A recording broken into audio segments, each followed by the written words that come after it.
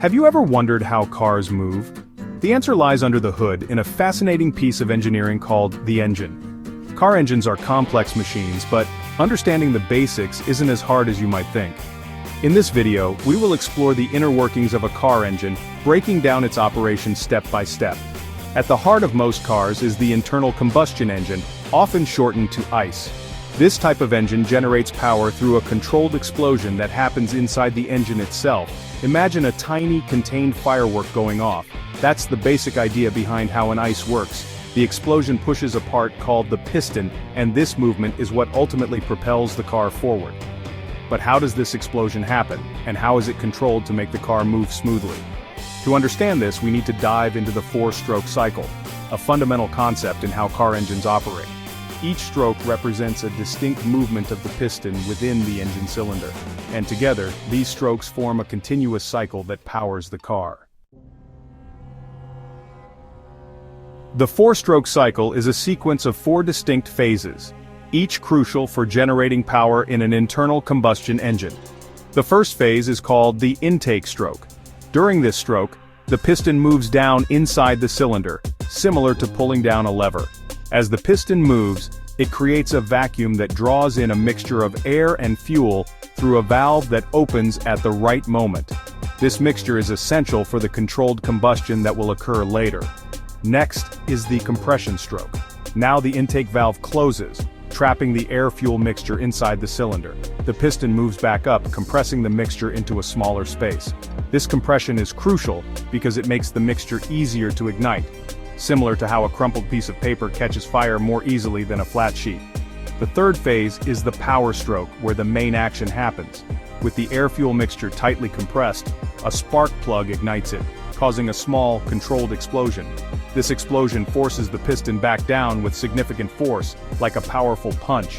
This downward force on the piston is what ultimately turns the car's wheels. Finally, we have the exhaust stroke. After the explosion, the cylinder is filled with burnt gases. The exhaust valve opens, and the piston moves back up, pushing these waste gases out of the cylinder and into the exhaust system. From there, the exhaust gases are released from the car and the cycle begins anew with the next intake stroke. Now that we understand the four-stroke cycle, let's take a closer look at some of the key components that make it all work. The pistons are cylindrical pieces of metal that move up and down inside the cylinders, which are hollow chambers within the engine block. The pistons are connected to the crankshaft by connecting rods. As the pistons move up and down, they push and pull on the connecting rods, which in turn rotate the crankshaft. The crankshaft is a rotating shaft that converts the up and down motion of the pistons into rotational motion. Imagine riding a bicycle. Your legs move up and down, but the pedals and the bicycle's wheels rotate. The crankshaft plays a similar role in a car engine, transmitting the power generated by the pistons to the car's transmission and ultimately to the wheels. Another essential component is the camshaft. This shaft controls the opening and closing of the intake and exhaust valves, ensuring that they are timed perfectly with the movement of the pistons.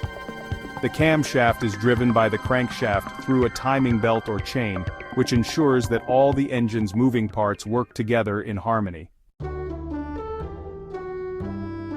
Section 4. From engine to wheels power delivery. The power generated by the engine needs to be transmitted to the car's wheels to make it move. This task is handled by a system that includes the transmission, driveshaft, differential, and axles. The transmission acts like a gearbox, allowing the driver to select different gears to adjust the engine's speed and torque output to match driving conditions. From the transmission, the power flows through the driveshaft to the differential. The driveshaft is a rotating shaft that transmits power from the transmission to the rear or front of the vehicle, depending on whether it's rear-wheel drive or front-wheel drive. The differential is a set of gears that allows the wheels to rotate at different speeds while cornering, ensuring smooth and stable handling. Finally, the axles connect the differential to the wheels, transferring the power to the ground and propelling the car forward. This entire process, from the controlled explosions happening within the engine's cylinders to the rotation of the wheels, happens seamlessly and continuously, allowing us to drive our cars smoothly and efficiently. Section 5. Conclusion: the wonder of combustion. The internal combustion engine is a testament to human ingenuity. a complex and powerful machine that has revolutionized transportation. While the technology behind car engines is constantly evolving, the basic principles of the four-stroke cycle and the interplay of key components remain fundamental. Understanding how car engines work gives us a deeper appreciation for the engineering marvels that power our everyday lives. Next time you start your car, take a moment to appreciate the intricate dance of pistons, valves, and controlled explosions happening beneath the hood. It's a fascinating process that has driven us forward for over a century, and it continues to power our journeys today.